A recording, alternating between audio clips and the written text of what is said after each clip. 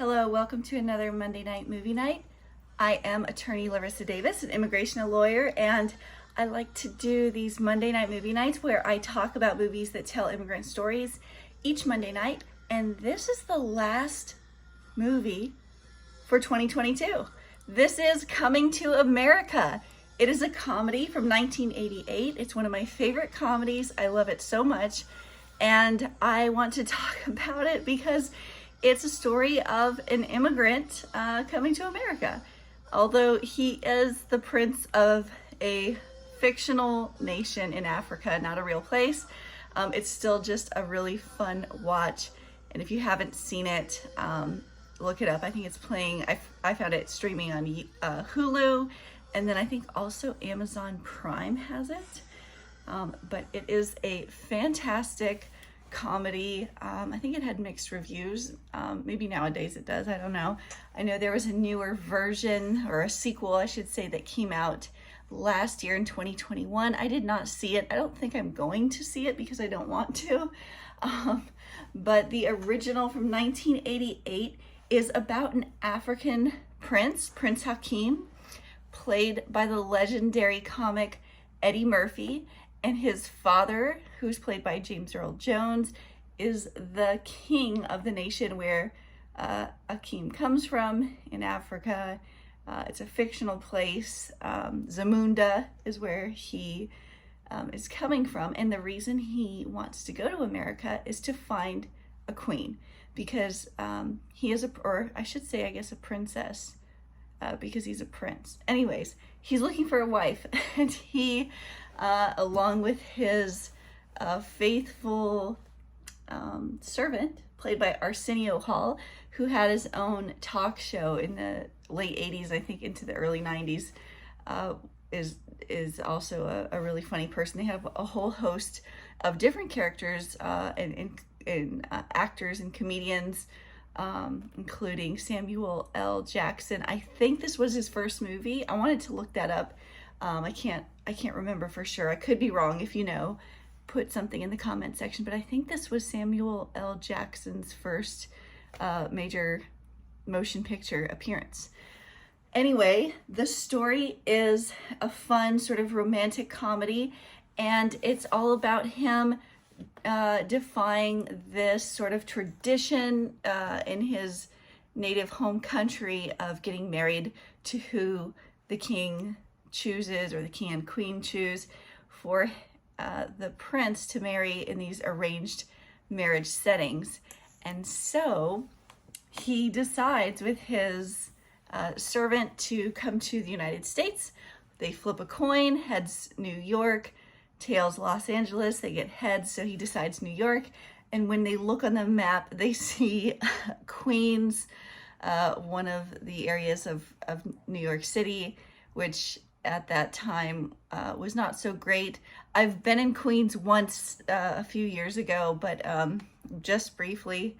And at that time, 1988, not a great place, rough neighborhood where he goes to, but that's what he wanted.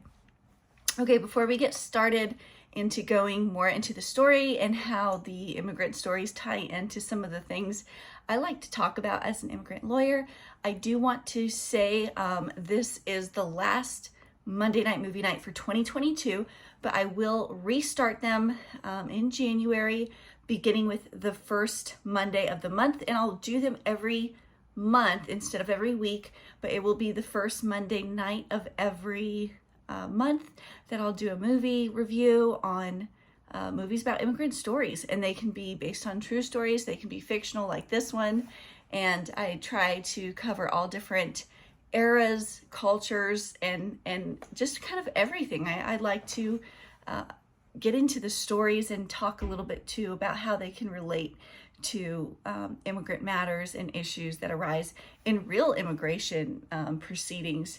And I love movies, so I hope that this is something that you like. If there is an immigrant movie you would like me to review, or I'm sorry, a movie about an immigrant story that you would like me to review, drop it in the comments. I'll take a look. It might be one I've seen before. If not, I'll consider it and watch it and talk about it on my channel. Okay, so let's get into it. Coming to America. It is it's so funny. I love this movie. I've seen it, I don't know, probably a couple dozen times. I still laugh when I watch it. I watched it tonight, got some popcorn, and just had a really fun night watching this.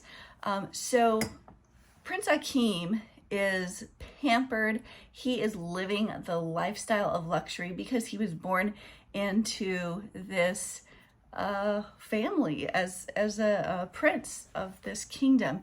And so he has everything done for him, brushing his teeth, bathing, everything, including the wife that he is going to marry that is chosen for him. And when he meets her, he realizes that she doesn't have any thoughts of her own. She doesn't have any opinions of her own. And everything that she likes, when he asks her what she likes, she says it's whatever he likes. And so he's frustrated by this because he wants somebody who is, you know, their own person. And so it's this fun journey or story following him to go find his own wife on his own terms and defying the traditions of this arranged marriage. Now, there are still many cultures all over the world where arranged marriages are still very much part of the culture and traditions.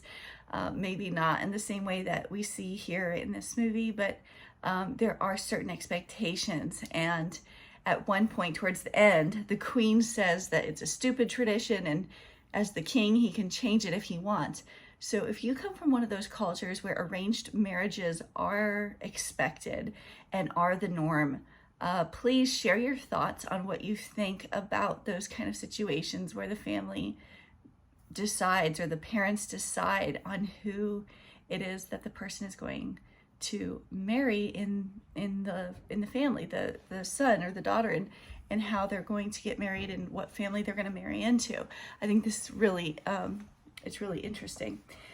But so he decides he wants to do his own thing, and so his father gives him a timeline. The king gives him a short time to go to America, and so he does.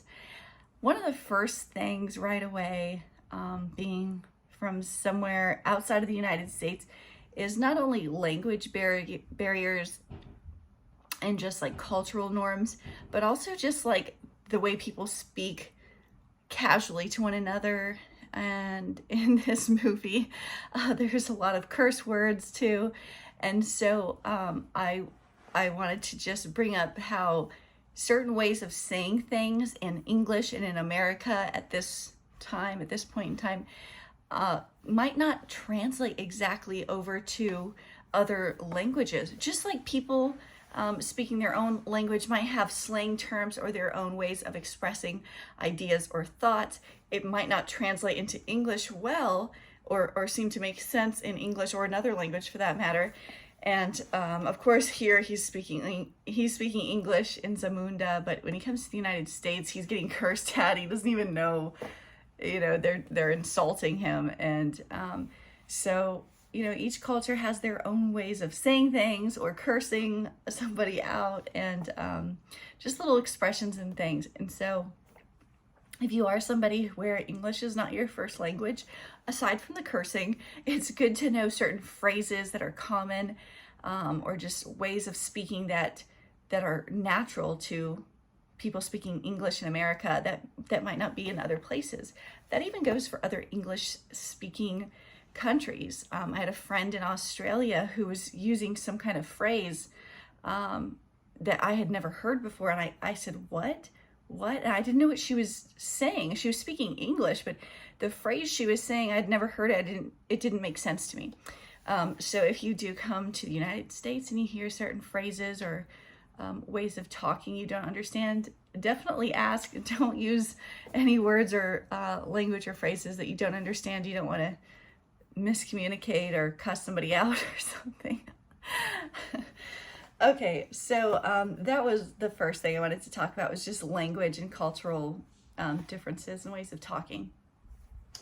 Okay, so Prince Akeem wants to portray himself as a common man or a poor man, and he really gets interested in this young lady whose father owns the fast food restaurant that he works at, which also happens to resemble McDonald's.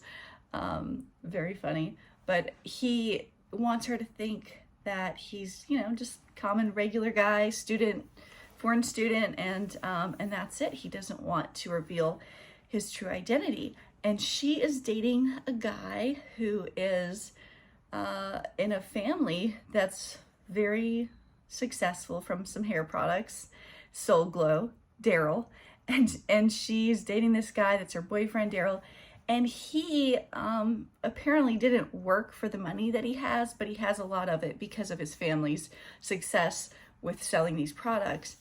And as the story goes on, we learn that Daryl isn't really that nice of a guy. He's actually pretty insecure, shallow, and he's just not a nice person.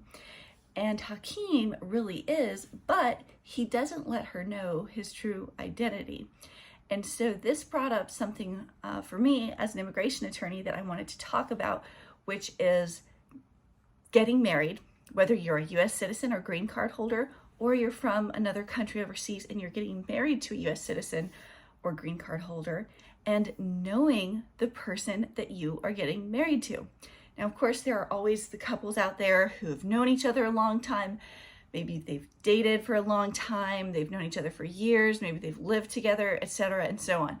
But sometimes I meet couples that actually don't know each other that long. They don't know each other's families. Maybe they speak different languages and don't have a whole lot in common, and it may or may not be a solid marriage or relationship between the two people.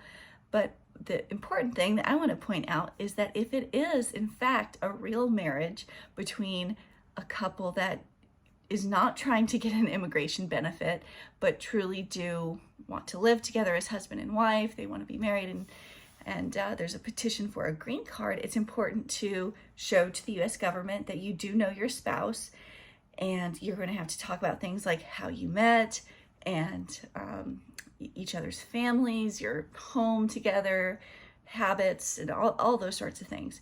And so with this, Daryl being this guy who is the boyfriend and he's coming off as this really smooth person, is in fact not a nice person. He's not selfless, he's selfish.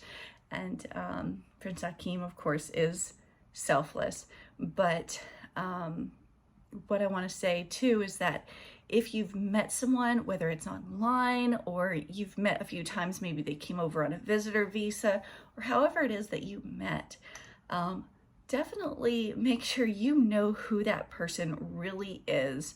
I've met a few people, and this is not the norm, by the way, where they didn't really know the person that they were getting married to, or maybe they were even solicited in a way by somebody overseas who was maybe much younger than them, or there's really disparities in income or other things that made it pretty clear that there were some other motives, probably for one person who doesn't have status, and the person who does is a citizen or has worked their whole life to live in a way that they like, and they could be taken advantage of, or vice versa, where the person overseas is brought over and they don't really know who it is that's bringing them over, and then things get really bad and they want to get away from that person, they want to get out of the marriage, it ends up being a terrible situation, abusive, and so on.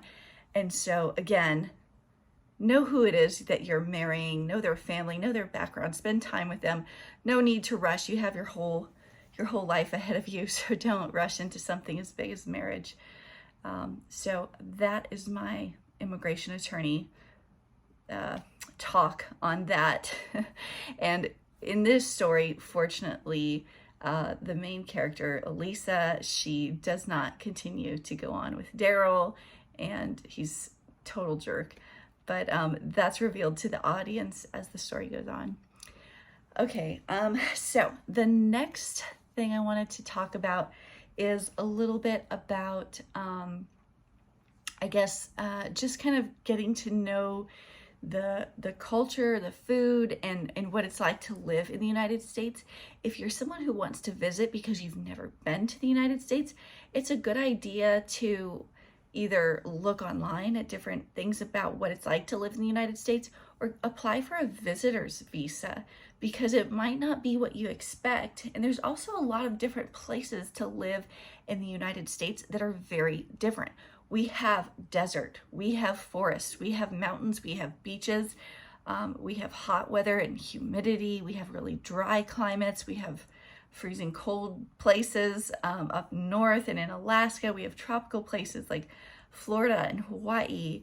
And so there's a lot of different kind of climate and terrain and geography. We have big cities, we have a lot of small towns all over the United States. And so if you're thinking about coming here, maybe as a student or to visit, those are some things you'll want to look into before you come, because we really do have this expanse of land and different types of places that you can explore. And I think it's so important, if you're going to plan a trip to the United States or come here for any reason, to really know where it is you're going, what it's like, what's the industry like, what kind of weather are you going to be prepared to live in, and in this movie, I thought it was really funny how when they first got to New York, they wanted to get rid of all their royal attire and get into some clothes and try to look American, and they're like decked out in all these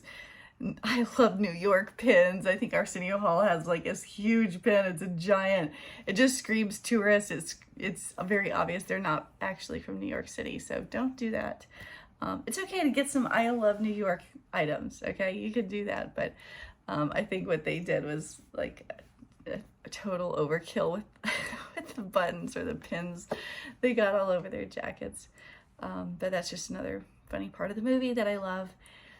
All right, so moving along, they are sort of just working at McDonald's, acting like they're these, students with little to no money.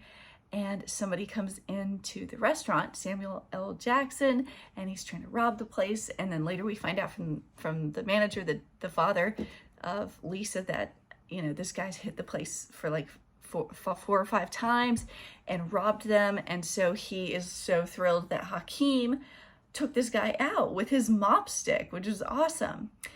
And that brings me to my next topic, which is the U visa. If an immigrant, or non-immigrant for that matter, is in the United States and they are a witness to a crime or a victim of a crime and certain types of crimes, and they cooperate with law enforcement, so they respond to any requests for information, maybe they testify at trial, different kinds of ways that you can communicate or cooperate with law enforcement.